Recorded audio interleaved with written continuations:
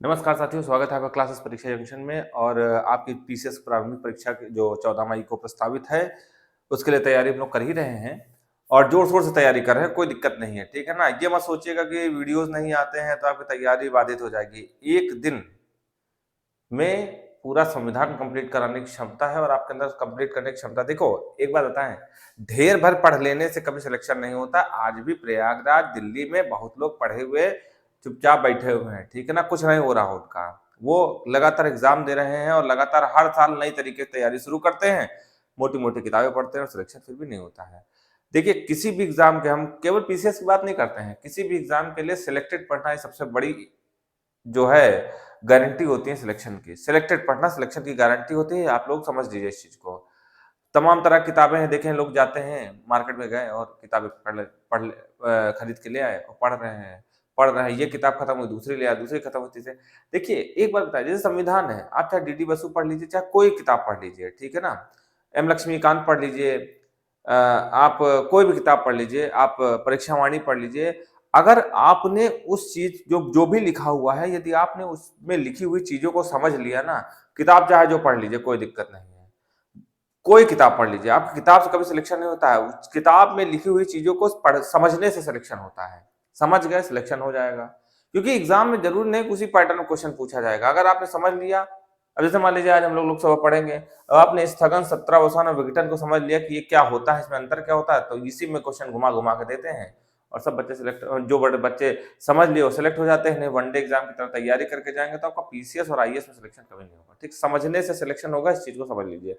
किताबें लोग पूछते हैं, सर किताब कौन सी पढ़ लिया जाए, संविधान की किताब कौन सी पढ़ लें, और इतिहास की कौन सी किताब पढ़ लें, भूगोल की कौन सी किताब पढ़ लें। अरे मैं कहता हूँ, समझ लो किताब, चाहे कोई भी पढ़ लो, समझ लो जो भी चीज लिखा हुआ है। अगर आपने समझ लिया तो आपका सिलेक्शन डेफिनेटली हो जाएगा। ठीक, हम सिलेक्टेड हैं, इसीलिए हम आपको सिलेक्शन की गारंटी देते हैं कि आज जिस तरह से सिलेक्शन लिया जाता है हमें पता है और हम आपको वही चीज डिलीवर कर रहे हैं। ठीक, चलिए, तो आपके बहुत सारे चैप्टर हो चुके हैं। और देखिए, एक चीज और बताना चाह रहे हैं कि दिमाग में बर्डन लेके कभी सिलेक्शन नहीं होता। दिमाग में बर्डन लेके आप एग्जाम से बाहर जरूर हो जाएंगे, इस बात की गारंटी है, लेकिन दिमाग में बर्डन लेके आप सिलेक्शन ले ले, ये बात पक्का पक्का कभी जिंदगी में सक्सेस नहीं हो सकते इस चीज में। आप दिमाग में तरह तरह के, अरे यार अभी ये करंट अफेयर्स भी पढ़ना है, अभी हमें संविधान भी कंप्लीट करना है, अभी हमें इतिहास भी कंप्लीट करना है, अभी हमें भूगोल भी कंप्लीट करना है, इन्वायरमेंट भी कंप्लीट करना है, ये भी कंप्लीट करना है। हम आपको बता रहे हैं, पढ़ना सब कुछ है, लेकिन बिना बोझ लिए हुए। 2 ही महीने अरे बचे हुए हैं। अरे मैं बताता हूँ, मेंस हुआ था अक्टूबर में, सितंबर लास्ट तक, अक्टूबर तक चला था। मौका ही कितना मिला, फिर रिजल्ट आते-आते किसी का मन नहीं लगता है, सेलेक्ट हुए तो ठीक, नहीं सेलेक्ट हुए तो भी ठीक। फिर उसके बाद आप अभी हाल ही में रिजल्ट आया मेंस का, फिर उसके बाद अभी आप फिर प्रीलिम्स में 2-3 महीने बाद 2 ही 3-4 महीने की तैयारी भी होती है प्रीलिम्स की। ये नहीं कोई पूरा साल प्रीलिम्स की तैयारी करता है। 2 महीने अगर आपने तैयारी कर ली तो आपका प्रीलिम्स हो जाएगा, ठीक है। अब आज से आपका करंट अफेयर्स भी मिलेगा और संविधान भी मिलेगा, सब कुछ मिलेगा। ठीक, परेशान ना होइएगा। और इस बात की गारंटी लेता हूँ कि पूरा सिलेबस कंप्लीट भी कर दूंगा, ये भी गारंटी है मेरी। ठीक, चलिए, अब बातें कम और काम ज्यादा। आज हम लोगों का जो टॉपिक है भारतीय संविधान में संसद है। ठीक, संसद, ये संसद क्या होता है, संसद में क्या होता है। संसद को संसद की तरह नहीं पढ़ेंगे। संसद के 3 अंग होते हैं, लोकसभा, राज्यसभा और राष्ट्रपति। ये संसद के 3 अंग हैं। ये भी प्रश्न पूछा जाता है वनडे एग्जाम में, पीसीएस में तो नहीं पूछा जाएगा, लेकिन फिर भी आप लोग ध्यान रखिएगा, संसद के 3 अंग हैं। संसद का मतलब क्या होता है, संसद होती क्या है, इसके बारे में चर्चा करें। संसद जो होती है ना, संसद का मतलब होता है जहां पर विधान बनते हैं। विधान का मतलब जहां कानून का निर्माण होता है, वो संसद कहलाता है। ठीक, वो संसद कहलाता है। जैसे मान लो घर है तुम्हारा, तो घर में भी कानून चलते हैं कि नहीं चलते हैं आपके घर में। ऐसे घर में कानून बनाने वाले कौन कौन रहते हैं, अमूमन घरों में मम्मी होती हैं, पापा होते हैं और आपके दादा दादी में से कोई एक या फिर दोनों, जो भी रहे आपके घर में। तो हम एक ही मान लेते हैं, दादा या दादी में एक ही आदमी। दादी और लोगों को वैसे मतलब नहीं होता, दादा का कानून ज्यादा चलता है, ठीक है, या किसी घर में दादी कानून चल रहा हो, दोनों में से एक ही मानेंगे। तो मम्मी को मान लीजिएगा लोकसभा, क्योंकि ज्यादा नियम कानून मम्मी के बनाए हुए चलते हैं, तो लोकसभा मम्मी को मान लीजिएगा, राज्यसभा जो है पापा को मान लीजिएगा, और राष्ट्रपति अपने दादा को मान लीजिएगा। तो 3 ऐसे लोग होते हैं, जैसे मान लो कि तुम्हारे घर में कोई कानून बनना है, ठीक है, कि घर में कोई आ गया ठीक है, तो चाय नाश्ता पूछना है कि नहीं पूछना है, तो लोग नियम कानून बनाएंगे। जो बहुत ज्यादा खास गेस्ट हो जाए तो उसके लिए नाश्ते का प्रबंध किया जाए। बहुत लोग ऐसे होता है ना, घर चले जाओ खाने को भी नहीं मिलता उनके, पूछते तक नहीं है। वो लोग ये सोचते हैं कितनी जल्दी निकल जाए यहाँ से, तब पूछेंगे। चलते चलते पूछते हैं, भैया चाय बना रहे, बस चाय बन गई है, बैठ जाओ। ये सब घर के जो नियम कानून के अंतर्गत आते हैं। तो मान लो ऐसा कोई नियम कानून बनना है तुम्हारे घर में कि कौन गेस्ट आया तो उसको चाय नाश्ता पूछना है कि नहीं पूछना, तो मम्मी पूछेंगी। बहुत खास आदमी आएगा या हमारे मायके से कोई आएगा तो चाय नाश्ता पूछा जाएगा।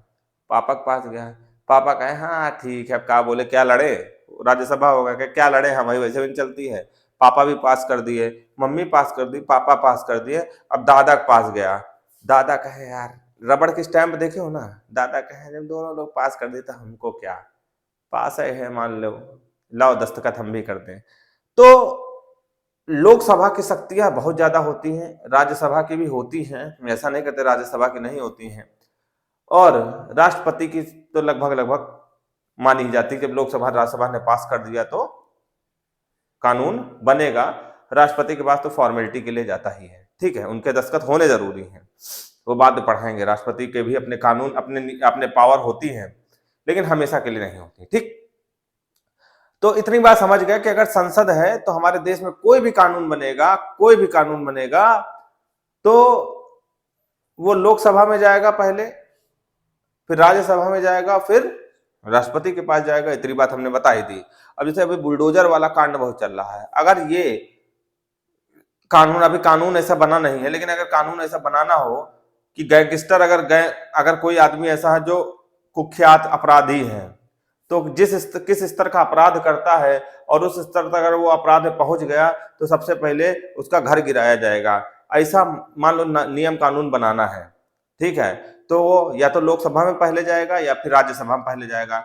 लोकसभा में गया, लोकसभा ने पास कर दिया, हाँ किसी भी कुख्यात माफिया का घर नहीं बचना चाहिए, लोकसभा ने पास कर दिया। राज्यसभा पहुंचा, हाँ ठीक है, सही है, ठीक, तो राज्यसभा में ने भी पास कर दिया। अब राष्ट्रपति को तो पास करना ही है। जब तीनों चरणों से लोकसभा, राज्यसभा और राष्ट्रपति तीनों चरणों से वो पास हो जाता है तो आपका कानून बन जाएगा। जितने कानून आज तक बने हैं सब इन्हीं विधान से पास होकर, इन्हीं चरणों से, लोकसभा, राज्यसभा और राष्ट्रपति के चरणों से पास होकर ही बने हैं। ऐसा कोई नहीं कि राष्ट्रपति अकेले ही कोई कानून बना लेंगे या लोकसभा ऐसे अपने आप ही कोई कानून बना लेगा या राज्यसभा अपने आप में इतनी पावरफुल है कि अपने आप में कानून बना लेगी। मम्मी पापा और दादा का सहयोग होना जरूरी है, नहीं तो कानून घर का न घर का बनेगा, और लोकसभा, राज्यसभा और राष्ट्रपति अगर नहीं रहेंगे तो देश का कानून नहीं बनेगा। ठीक, इतनी बात समझ में आ गई मेरे समझाने के हिसाब से। तो आज हम लोग जो पढ़ेंगे संसद में सबसे पहले हम लोगों ने देखा है, संसद संघीय सरकार का विधायी अंग है। इसका क्या मतलब हुआ? संघीय सरकार का विधायी अंग है, मतलब क्या बनेगा यहाँ पे?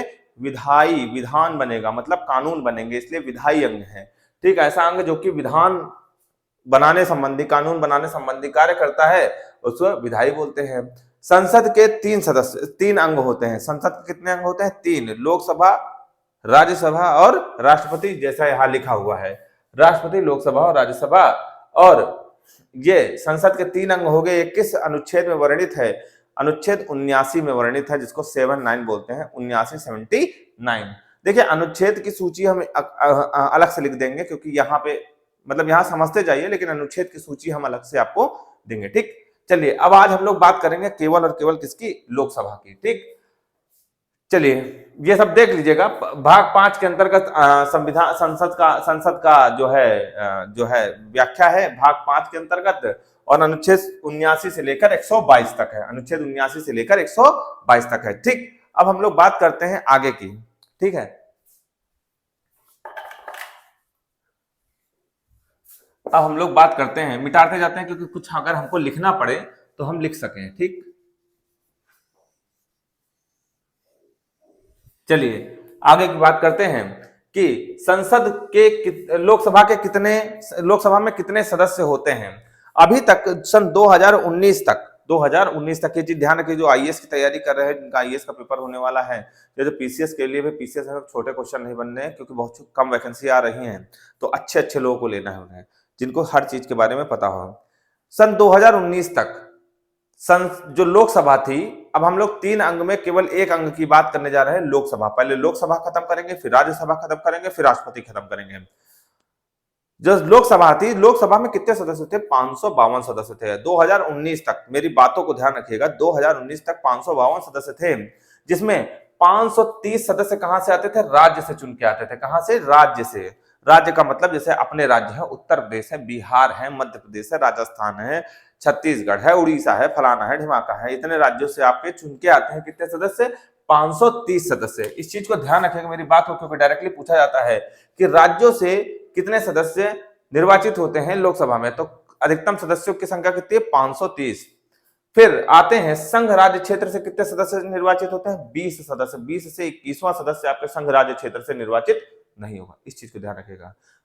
अधिकतम सदस्यों की संख्या कितनी है? 20। कम हो सकते हैं, लेकिन अधिकतम सदस्यों की संख्या कितनी है? 20 सदस्य आपके संघ राज्य क्षेत्र से निर्वाचित होंगे। जो 8 संघ राज्य क्षेत्र हैं, वहां से कुल मिलाकर कहीं कम तो कहीं ज्यादा एवरेज आ रहा है 2 का, 2-2.5 का एवरेज आ रहा है।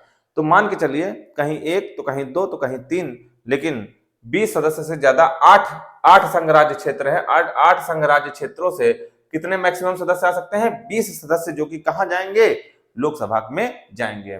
और अभी तक आंग्ल भारतीय, एंग्लो इंडियन जिनको बोलते थे, अगर राष्ट्रपति महोदय को लगता था, अनुच्छेद 331 की बात हम करते हैं, अगर राष्ट्रपति को यह लगता था कि यार एंग्लो इंडियन का प्रतिनिधित्व तो नहीं है, और उनको लगता था कि जरूरत है लोकसभा में एंग्लो इंडियंस की, आंग्ल भारतीयों की, तो राष्ट्रपति क्या करते थे? 2 आंग्ल भारतीयों को सिलेक्ट कर लेते थे, नियुक्त कर देते थे। निर्वाचित नहीं करते थे। निर्वाचित और नियुक्त में अभी हम अंतर बताते हैं। नियुक्त कर लेते थे, ठीक है, नियुक्त कर लिए। और नियुक्त करने के बाद क्या होते थे? अब सदस्यों की संख्या टोटल जोड़ डालिए, कितनी? 530, 20 और 2 मतलब 552 सदस्य हो जाते थे आपके लोकसभा में, ठीक। लेकिन सन 2019 आया, और 2019 में 104वां संविधान संशोधन लेके आया गया। कौन सा? 104वां संविधान संशोधन प्रस्तावित हुआ, जो कि 2020 में लागू हुआ, पास हो गया। हमने कहा संशोधन प्रस्तावित हुआ, और पास कब हुआ? 2020 में। और 2020 में पास होने के बाद यह हुआ कि एंग्लो इंडियंस की कोई जरूरत अब नहीं है। तो इस, अरे मोदी जी हैं तो अब अंग्रेज भारतीय, मतलब सीधा भारतीय उनके नजर में है, तो अंग्रेज भारतीयों को हटा दिया गया। कब से? 2019 से। इतनी बात समझ में आ गई। चर्चा ज्यादा इसमें एंग्लो इंडियंस में इसलिए नहीं करेंगे क्योंकि जब पद ही नहीं रहेगा तो अब चर्चा करने कोई विषय नहीं है। लेकिन इस चीज को ध्यान रखिएगा, 104वां संविधान संशोधन, इसके द्वारा आंग्ल भारतीयों को हटा दिया गया है। इस बात को आप लोग दिमाग में रखिएगा। प्रश्न जरूर कहीं ना कहीं आपको देखने को मिलेगा, चाहे पीसीएस में, चाहे आईएएस में, चाहे किसी भी राज्य की परीक्षाओं में, ठीक। अगली बात करते हैं, लोकसभा में जो लोग चुने जाते हैं वो किस आधार पर चुने जाते हैं। जैसे मान लीजिए कि उत्तर प्रदेश से कितने सदस्य लोकसभा का प्रतिनिधित्व करेंगे, मध्य प्रदेश से कितने सदस्य लोकसभा का प्रतिनिधित्व करेंगे, राजस्थान से कितने सदस्य आएंगे, जम्मू कश्मीर से कितने सदस्य लोकसभा में जाके बैठेंगे घुस के, तो ये निर्णय कैसे होगा, ये बात पर हम लोग चर्चा करने जा रहे हैं। अब देखिए, आपके दिमाग में ऐसे आईएएस घुमाती है कि लोकसभा में जो सदस्यों का प्रतिनिधित्व होता है वो क्षेत्रफल के आधार पर होता है, या फिर लोकसभा में जो सदस्यों का प्रतिनिधित्व होता है जनसंख्या के आधार पर होता है। आप एक चीज ध्यान रखिएगा कि जनसंख्या के आधार पर होता है। जैसे मान लो कि उत्तर प्रदेश की पॉपुलेशन सबसे ज्यादा है, उत्तर प्रदेश के अपने उत्तर प्रदेश की सबसे ज्यादा पॉपुलेशन है, जनसंख्या ज्यादा है, तो उत्तर प्रदेश से लोकसभा के सदस्य ज्यादा चुने जाएंगे। बिहार की population in compare to Uttar Pradesh, UP, कम है, तो बिहार के जो लोकसभा के सदस्य होंगे उनकी संख्या भी क्या होगी? कम होगी। भले ही राज्य क्षेत्रफल में राजस्थान उत्तर प्रदेश से बड़ा है, भले ही राजस्थान उत्तर प्रदेश से क्षेत्रफल में बड़ा है, लेकिन राजस्थान में सदस्यों की संख्या कम होगी और उत्तर प्रदेश में सदस्यों की संख्या ज्यादा होगी। भले ही मध्य प्रदेश उत्तर प्रदेश से बड़ा है क्षेत्रफल में, लेकिन सदस्यों की संख्या उत्तर प्रदेश में ज्यादा है और मध्य प्रदेश में कम है। इस चीज को ध्यान रखिएगा। आपसे आईएएस में घुमा के क्वेश्चन पूछ सकता है, ठीक। कितनी बात समझ में आ गई? यही चीज लिखा है। राज्यों की जनसंख्या के आधार पर सीट का आवंटन होता है। अभी होने वाला है 2024 में लोकसभा का चुनाव। किसका? मोदी चुने जाएंगे कि राहुल गांधी चुने जाएंगे, वो डिसाइड करेगा लोकसभा का चुनाव। और ये कब होगा? सन 2024 में। तो हम लोग 2024 में जो लोकसभा का चुनाव है तो मतलब हम लोग किसकी बात करेंगे, सीखिए। अच्छा, सबकी निगाहें टुकुर टुकुर किसके ऊपर लगी हैं? उत्तर प्रदेश के ऊपर लगी हैं। इधर बुलडोजर चल रहा है तो उधर माफियाओं का जो है इनकाउंटर हो रहा है, तो ये हो रहा है, तो वो हो रहा है, बहुत सारी चीजें हो रही हैं। उत्तर प्रदेश में ज्यादा गौर गौर है सबका। क्यों गौर है उत्तर प्रदेश में? जबकि होना केंद्र का चुनाव है। उत्तर प्रदेश में क्या रखा हुआ जो सारी चीजें उत्तर प्रदेश में हो रही हैं? आप एक चीज गौर फरमाइएगा, उत्तर प्रदेश में ही नहीं, उत्तर प्रदेश में ही नहीं, जितने जिन जिन राज्यों में जनसंख्या ज्यादा है, जैसे महाराष्ट्र हुआ, जहां जैसे पश्चिम बंगाल हुआ, जहां जहां जनसंख्या ज्यादा है ना, वहां वहां एकदम बीजेपी धावा बोल के काम कर रही है। पूछे क्यों?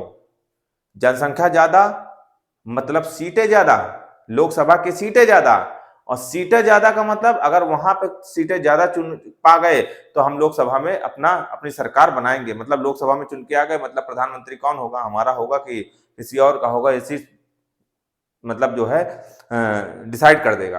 अब मान लो जम्मू कश्मीर गए या हिमाचल प्रदेश गए। हिमाचल प्रदेश का नाम कभी सुने हो तुम? न्यूज चैनल में काहे नहीं सुन रहे हो? न्यूज चैनल में हिमाचल प्रदेश का बहुत रेयर। उत्तराखंड का नाम सुन रहे हो? बहुत रेयर, कैसे छुटपुट घटना है, कहीं दिखा दिए काहे नहीं? बहुत छोटे छोटे राज्य हैं। बहुत छोटे छोटे राज्य का मतलब बहुत छोटा छोटी जनसंख्या। बहुत छोटे छोटी जनसंख्या का मतलब क्या हुआ? बहुत छोटी छोटी जनसंख्या का मतलब हुआ कि लोकसभा सीटों का प्रतिनिधित्व कम। अब हुआ 10 हैं और यहाँ पे जो है 80 सीटें हैं। मान लो उत्तराखंड में, हमें याद नहीं है, लेकिन उत्तराखंड में मान लीजिए 20 सीटें हैं लोकसभा की।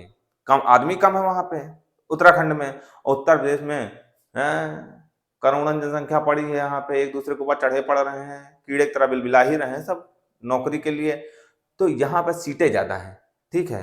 तो आप तुम खुद ही सोचो कि यहाँ से 80 सीटें मिल रही हैं, यहाँ मेहनत करेंगे कि उत्तराखंड में जाके मेहनत करेंगे?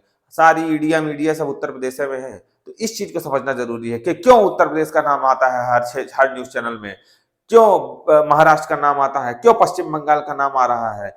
इसलिए क्योंकि यहां से लोकसभा सीटें ज्यादा मिलेंगी किसी भी सरकार को, ठीक है ना? समझ गए कि नहीं समझ गए मेरी बात को? समझ गए होंगे। तो राज्यों की जनसंख्या के आधार पर सीट का आवंटन होता है। लोकसभा भी इतना ना समझे हो तो मैं कोई समझा भी नहीं सकता। अच्छा, अब एक चीज दिमाग में आती है कि जनसंख्या क्या 2021 की जनगणना हर 10 साल में होती है? 2011 में हुई थी। 2011 में जो जनगणना हुई थी वो 2021 तक के लिए थी। अभी नए आंकड़े नहीं आए हैं। 2010 में 2001 में जनगणना हुई, 2001 में जनगणना 2011 तक चली, 2011 की जनगणना 2021 तक चलेगी। अब 2021 के जो आंकड़े आएंगे 2031 तक चलेंगे, यही होगा ना? अभी 2023 आ गया लेकिन अभी नया जनगणना के आंकड़े नहीं आए हैं, ठीक है। लेकिन आप ये सोचिए कि जो लोकसभा में जनसंख्या मानी जा रही है, लोकसभा में जनसंख्या मानी जा रही है, वो उसका बेस ईयर कौन सा है? क्या 2021 है, या 2011 है, कि 2001 है? ना 2021 है, ना 2011 है, ना 2000, ये है 1976 1971। क्या है? 1971, 1971। मतलब जो जितने सदस्य जा रहे हैं लोकसभा में, वो किस जनसंख्या के आधार पर जा रहे हैं? 1971 की जनसंख्या के आधार पर जा रहे हैं। इससे ज्यादा कुछ भी समझने वाली बात नहीं है, ठीक। अब देखो यार, कक्षा 2 की तो पढ़ाई कर नहीं रहे हो, कक्षा 5 की पढ़ाई तो कर नहीं रहे हो, बनने जा रहे हो आईएएस पीसीएस, तो थोड़ा अपना भी दिमाग का प्रयोग करो, अपने भी जो है जो अंतःचक्षु खोलो, ठीक है ना। अगर 1971 की जनगणना की बात हम कर रहे हैं तो सीधी सी बात है कि हमारे लोकसभा में जो सदस्य जाएंगे वो किस जनसंख्या के आधार पर जाएंगे? जो 1971 में हुई थी। इतनी बात समझ में आ गई, ठीक है। लेकिन ये जनसंख्या कब तक मान्य होगी? 2026 तक के। कौन से 2026 तक के। 2026 में कोई भी चुनाव होगा, 2026 के बाद जो भी नई जनगणना पब्लिश होगी, आएगी, सामने आएगी, उसके आंकड़े मान्य होंगे।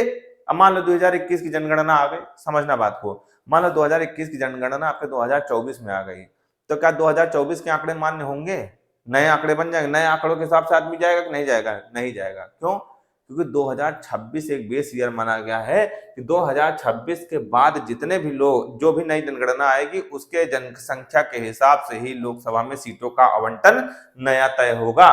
नहीं तो 1971 की जनगणना के हिसाब से ही लोग जाएंगे। तो यहां लिख लो 1971 और यहां लिख लो 2026, और इसी के बीच में लोकसभा के सदस्य रहेंगे, लोकसभा सदस्य, ठीक है। 1971 की जनगणना के आधार पर 2026 तक चलेगी ये, और इसी के बीच में जितने सदस्यों का निर्धारण हो गया था उतने ही सदस्य रहेंगे। ठीक, और ये 84वें संविधान संशोधन 2001 के द्वारा, ये 2026 की जो बात कही गई है वो किस संविधान संशोधन, 84वें संविधान संशोधन 2001 में आया था। उसके हिसाब से कहा गया कि जो भी जनगणना होगी वो 2026 तक मान्य होगी। वो कौन सा संविधान संशोधन, 84वां संविधान संशोधन सन 2001। कोई दिक्कत इसमें नहीं होगी। ठीक, तो लोकसभा बहुत अच्छे से पढ़ रहे हैं हम लोग, आगे चलते हैं। अब बात करते हैं लोकसभा की अवधि क्या होगी। लोकसभा में भाई नियम कानून बनाने के लिए लोकसभा के सत्र चलते हैं ना। वैसे तो 5 साल की अवधि होती है, आप देखे होंगे। अब इसको याद नहीं करना कि आप रटे पड़े होंगे 5 साल की अवधि होती, 5 साल की अवधि। 2019 में चुनाव हुआ था, याद करो, 2019 में चुनाव हुआ था। अब कब होने जा रहा है, 2024 में चुनाव होने जा रहा है। तो अवधि कितनी होगी, 5 साल की। यानी सामान्यतः लोकसभा की अवधि कितनी होती है, 5 साल। अब ये कर याद ना करना 5 साल की अवधि होती, 5 साल की, 5 साल की अवधि याद नहीं करना, 5 साल की अवधि। अब तुमसे आईएएस और पीसीएस और वनडे एग्जाम में कैसे आपको घुमाते हैं, प्रश्न बताए थे। जैसे आपसे पूछ लिया, अभी हाल ही में पीसीएस पूछा गया तो कोई हमारा दिमाग नहीं कहता है, पीसीएस के प्रश्न देख के ही आपके दिमाग, जैसे लोग कहते हैं कि प्रश्न को देख कर समझिए ट्रेंडिंग क्या चल रही है। लोग इतना कह के शांत हो जाते हैं, फिर बताते नहीं है जो अनुभवशाली लोग होते हैं। अब तुमको कह दिया जाए कि पीसीएस के प्रश्न देख के आप समझ जाइए कि कैसे ट्रेंडिंग चल रही है। अब तुम नए आए हो, एकदम नए चूजे टाइप के हो, तुमको समझ में नहीं आएगा कैसे हम समझेंगे पीसीएस का प्रश्न। तुमको वो भी वैसे दिखेगा, वो भी हम बताते हैं कैसे आप समझेंगे पीसीएस का ट्रेंड क्या चल रहा है। अब आपसे पूछ लिया गया कि लोकसभा का सामान्यतः काल आपको पता है 5 वर्ष होता है। वनडे एग्जाम का प्रश्न हो गया, हटाइए किनारे। अब अगली बात करते हैं। पूछा गया कि किस वर्ष लोकसभा का जो चुनाव हुआ था उसने 5 साल के प्रावधान को फॉलो नहीं किया। मान लीजिए 1991 में चुनाव हुआ, लेकिन अगला चुनाव 1994 में ही हो गया, जबकि होना कब था उसको, 1995 में होना था। तो आपसे वो क्रम पूछ लेते हैं कभी कभी। ये किसी समीक्षा अधिकारी में ऐसा प्रश्न आया था, तो सब पीछे से जोड़ते चले आ रहे थे। 2019 में हुआ, फिर 2014 में हुआ, फिर 2010 में हुआ, फिर उसके पहले याद ही नहीं था कि 2010 में हुआ था कि 2008 में हुआ था। तो ऐसे प्रश्न बनते हैं। तो एक बार उनका क्रम देख लीजिएगा, किस साल ये क्रम गड़बड़ाया था। हर 5 साल में चुनाव होता है, लेकिन किस साल क्रम गड़बड़ाया था, ऐसे प्रश्न घुमाते हैं कभी कभी। ठीक, चलिए बात करते हैं। तो सामान्यतः लोकसभा की अवधि कितनी होती है, 5 साल। लेकिन अगर राष्ट्रपति महोदय चाह गए तो उसका सत्र विघटित या फिर सत्रावसान पहले ही कर सकते हैं। कौन, राष्ट्रपति के पास पावर है कि लोकसभा के सत्र को पहले ही खत्म कर सकते हैं, चाहे वो विघटन करके और चाहे सत्रावसान करके। अभी हम बताते हैं दोनों में अंतर, स्थगन, सत्रावसान और विघटन में अंतर क्या है। ठीक है, तो बस इतना अभी समझिए कि किसके पास पावर है, राष्ट्रपति के पास पावर है। लोकसभा के सत्र को खत्म करना विघटन के माध्यम से या सत्रावसान के माध्यम से किसके पास है, राष्ट्रपति महोदय के पास है। ठीक है, ठीक, चलिए बात करते हैं। अब बात करते हैं कि क्या कभी लोकसभा का, मान लीजिए कार्यकाल कितना है, 5 साल का है। ठीक, लोकसभा का कार्यकाल कितना है, 5 साल का। 2024 से हम जनरली उदाहरण लेके बताते हैं आपको। मान लीजिए कि 2024 में चुनाव है, ठीक है, खुदा ना खास्ता 2024 में फिर अपने सरकार आ गई, मोदी जी की सरकार आ गई। ठीक है, और अगला चुनाव कब होगा, 2024 के बाद कितना, 2029 में चुनाव होना है, प्रावधानित है। ठीक है, लेकिन 2028 में कब होना है, ये छोड़ दो, सीधा सीधा समझो। 2024 में चुनाव होना है, किसका, लोकसभा का। 2024 में चुनाव होना, अभी चल रही है 2023। मान लीजिए कि दिसंबर 2023 में पता लगे कि पाकिस्तान, चीन ने भारत पर आक्रमण कर दिया। पाकिस्तान और चीन ने 2023 के अंत में आक्रमण कर दिया भारत के ऊपर। तो पहले हम लोकसभा का नया चुनाव कराएंगे कि पहले अपने देश को बचाएंगे, पहले हम अपने देश को बचाएंगे, ये नियम है। ठीक है, तो उस स्थिति में अगर किसी ने बाह्य आक्रमण कर दिया तो हमने बताया था कि राष्ट्रीय आपात लग जाता है। क्या लग जाता है, राष्ट्रीय आपात। युद्ध या बाह्य आक्रमण की उद्घोषणा अनुच्छेद 352, अभी आगे पढ़ेंगे, इतनी बात जनरली समझ लीजिए कि किसी बाहर देश ने अगर आपके देश के ऊपर आक्रमण कर दिया या अपने देश के ऊपर, हमारे प्यारे भारत देश के ऊपर आक्रमण कर दिया, तो उस समय राष्ट्रपति तुरंत क्या लगा देंगे, राष्ट्रपति महोदय क्या लगा देंगे, राष्ट्रीय आपात लगा देंगे। और राष्ट्रीय आपात लगाने के बाद तो हमारा दिमाग चुनाव में रखा रहेगा कि अपने देश को बचाने में रखा रहेगा। हमारा पूरा ध्यान, सारे नेताओं का ध्यान, पक्ष विपक्ष चाहे कोई भी हो, सबका ध्यान होगा कि किसी तरह से हमारे देश को बचाया जाए, और उस स्थिति में चुनाव नहीं होंगे। तो अब लोकसभा का क्या होगा यार, 5 साल बीतने वाले हैं, 2024 में चुनाव होना था, 5 साल बीतने वाले हैं, तो ऐसे ही छोड़ दिया जाएगा? नहीं, ऐसे नहीं छोड़ा जाएगा। 1 साल के लिए उसकी अवधि क्या कर दी जाएगी, बढ़ा। माना यह जाता है कि चुनाव, ये युद्ध जो है 1 साल से ज्यादा चलने वाला नहीं है, तो 1 साल के लिए लोकसभा की अवधि क्या कर दी जाएगी, बढ़ा दी जाएगी। ठीक है, एक बार में 1 साल के लिए लोकसभा की अवधि बढ़ाई जा सकती है। कब? आपात प्रवर्तन होने पर, आपात की उद्घोषणा प्रवर्तित होने पर। इसका मतलब यह है कि आपात अगर राष्ट्रपति ने लगा दिया, राष्ट्रीय आपात की घोषणा कर दी, तो 1 साल में के लिए वो बढ़ा दिया जाएगा एक बार। और फिर आगे हम चर्चा करेंगे कि आगे भी बढ़ाया ये जा सकता है, लेकिन उसको आगे पढ़ेंगे। ठीक ठीक, इतनी बात समझ में आ गई कि नहीं? एक बार में 1 साल के लिए। ठीक, अगर मान लो कि 1 साल के पहले युद्ध खत्म हो गया, मान लो दिसंबर में आपने राष्ट्रीय आपात लगाया, तो आपका जो लोकसभा का कार्यकाल है कितना बढ़ेगा, 1 साल के लिए बढ़ेगा। मान लो पहले ही राष्ट्रीय आपात की उद्घोषणा खत्म कर दी गई, मान लो जिस दिन खत्म होगी उससे 6 महीने ज्यादा तक लोकसभा का नहीं चलेगी, फिर नया चुनाव करवाना ही पड़ेगा। इस बात को समझ में आ गई होगी शायद।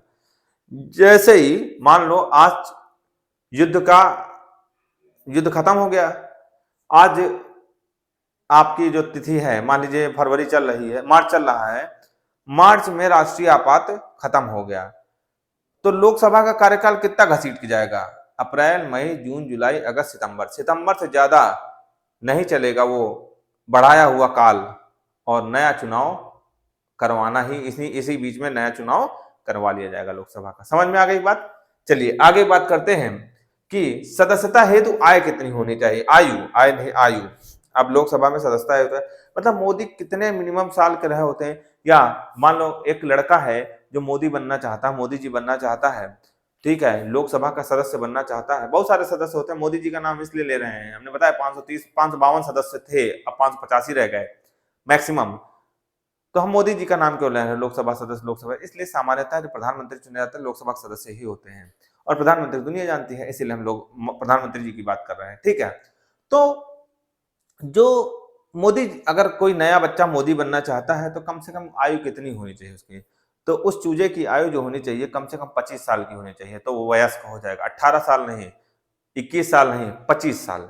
25 साल की आयु होनी चाहिए किसकी, उस लड़के की, तभी वो लोकसभा का चुनाव लड़ सकता है, और जब लोकसभा का चुनाव लड़ लेगा तो वो मोदी बन सकता है, या मोदी से अच्छा प्राइम मिनिस्टर बन सकता है।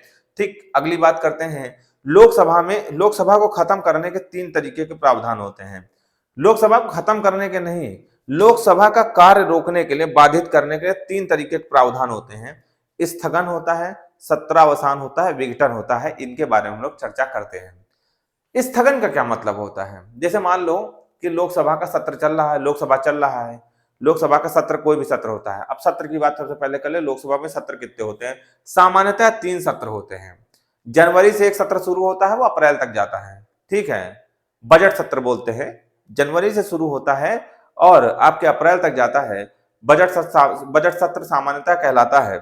और फिर जून, जुलाई छोड़ दो, अगस्त से शुरू होता है, वो नवंबर तक जाता है, उसको मानसून सत्र बोलते हैं। कौन सत्र बोलते हैं, मानसून सत्र बोलते हैं। और शीतकालीन सत्र आ जाता है, नवंबर के आसपास शुरू होता है। देखो ये सब नहीं पूछा था एग्जाम में, ठीक है, क्योंकि कोई निश्चित नहीं होता कि 3 सत्र हो ही जाएंगे, लेकिन कम से कम 2 सत्र जरूर होंगे। एक साल में 6 माह पर 2 सत्र जरूर होंगे, इस बात को ध्यान रखिएगा। ठीक, तो अब इन सत्र, मान लो जनवरी से पहला सत्र चल रहा है, तो उस सत्र को मान आज कौन सा है, मार्च चल रहा है, मार्च में कौन सा सत्र चल रहा होगा, जनवरी से लेकर अप्रैल वाला, जनवरी पहला सत्र चल रहा होगा, जिसको बजट सत्र बोलते हैं, जनवरी से लेकर अप्रैल वाला।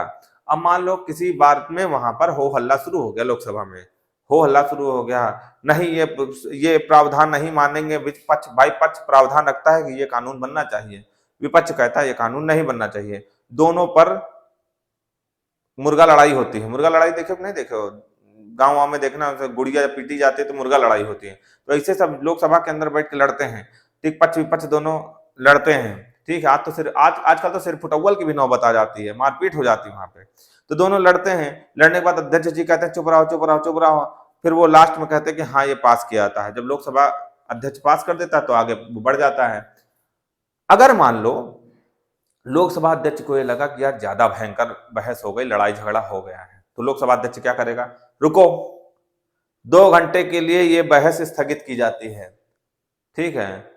सब लोग गए अपना चाय नाश्ता करके आए, 2 घंटे में होता है दिमाग थोड़ा शांत हो जाएगा, फिर आए सब अपना बहस किए और पास हुआ तो नहीं पास हो रहे, फिर अगर लगा फिर लड़ना शुरू कर दिए, तो अध्यक्ष को लगा कि यार ज्यादा बहस कर लिए है, ज्यादा लड़ाई हो गई है, तो एक काम करो, 1 हफ्ता के लिए ये सत्र 1 हफ्ता के लिए स्थगित किया जाता है। मेरे वर्डिंग्स पे ध्यान रखिए, स्थगित किया जाता है।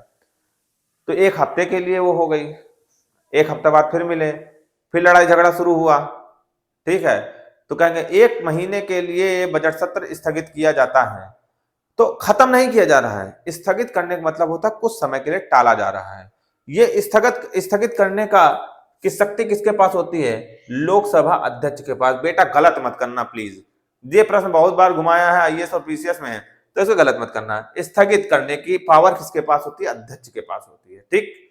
इसमें बजट सत्र खत्म नहीं होता है, मतलब उसका मतलब ये होता है कुछ समय बाद हम लोग फिर मिलेंगे, ठीक, कुछ समय बाद हम लोग फिर मिलेंगे। जैसे हम लोग स्कूल में थे ना, स्कूल में आज छुट्टी हो गई तो घर आ जाते थे, कल फिर दोस्तों से मिलते थे, फिर कल नए मुद्दों पर चर्चा होती थी, ये होता था कि नहीं।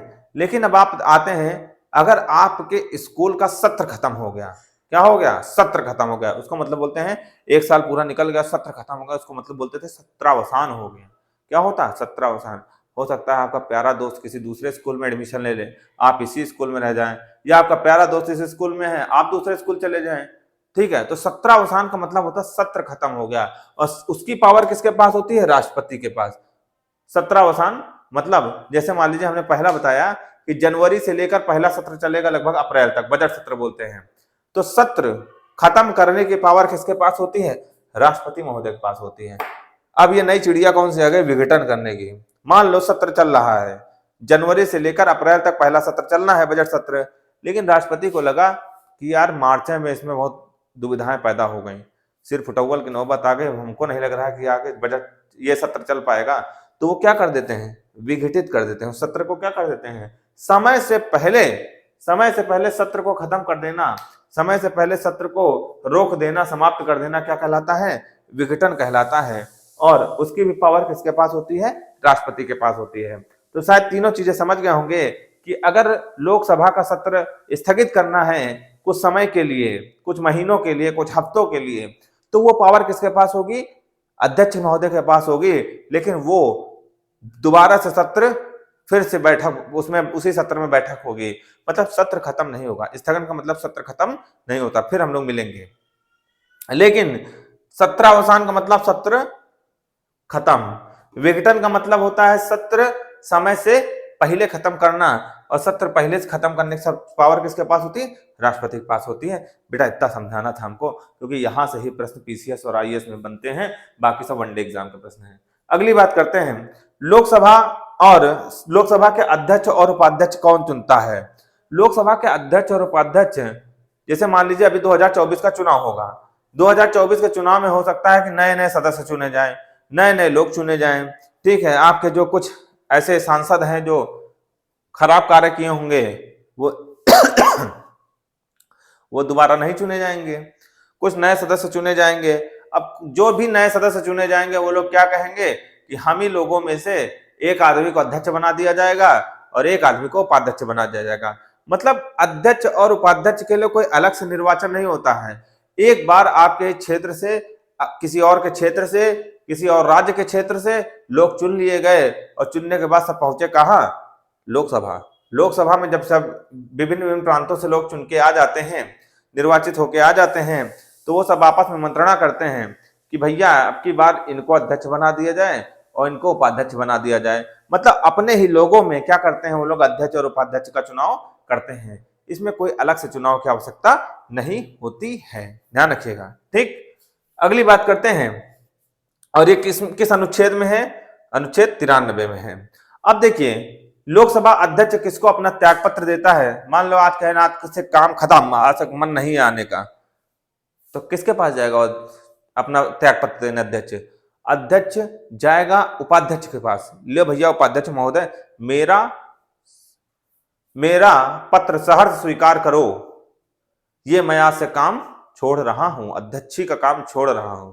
मैं सदस्य भले बना रहा हूं लेकिन अध्यक्षी का काम छोड़ रहा हूं। उपाध्यक्ष का दिमाग ठनक गया, बहुत यार ये सब गालियां देते हैं, जितने सदस्य होते हैं हमको बना दिए, अपने पक्षों की बात सुन रहे हैं, गालियां सुन रहे हैं, विपक्ष की भी गालियां सुन रहे हैं, कहते हैं पार्शियलिटी करते हैं वहां ऊपर कुर्सी में बैठ के, अपनी पार्टी सुनते हैं हमारी सुनते ही नहीं है, हम तंग आ गए हैं, ऐसा करो हमारा भी त्याग पत्र ले लो। किसको देगा? उपाध्यक्ष, अध्यक्ष को। मतलब एक दूसरे को ही ये देते हैं। ये ध्यान रखिएगा, क्वेश्चन गलत ना करिएगा, राष्ट्रपति को नहीं देते हैं।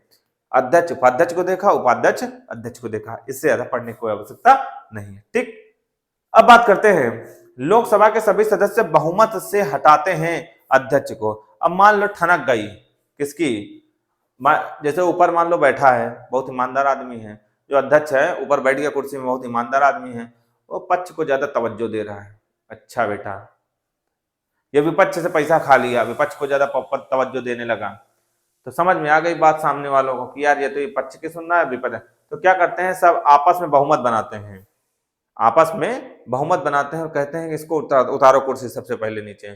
तो वो सब आपस में बहुमत के द्वारा अध्यक्ष को नीचे उतार के कुर्सी से नीचे, कहें हम ही चुने हैं तो तुमको हम ही नीचे उतारेंगे भी। जो चुनने वाला होता है वही नीचे उतारने वाला भी होता है। ठीक है,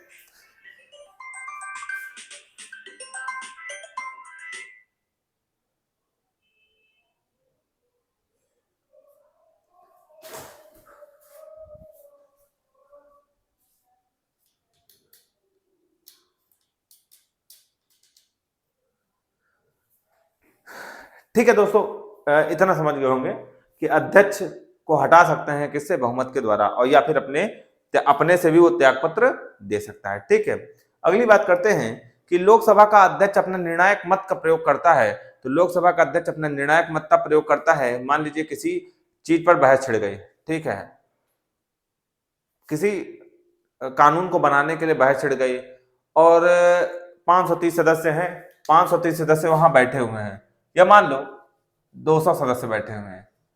ठीक है, 200 सदस्य बैठे हुए हैं लोकसभा में, और बटे 2 कर दो 100 सदस्यों ने हाँ कही और 100 सदस्यों ने ना कही। 100 सदस्यों ने कही हाँ ये कानून बनना चाहिए, और 100 सदस्यों ने कही ना ये कानून नहीं बनना चाहिए। ठीक है, तो क्या होगा?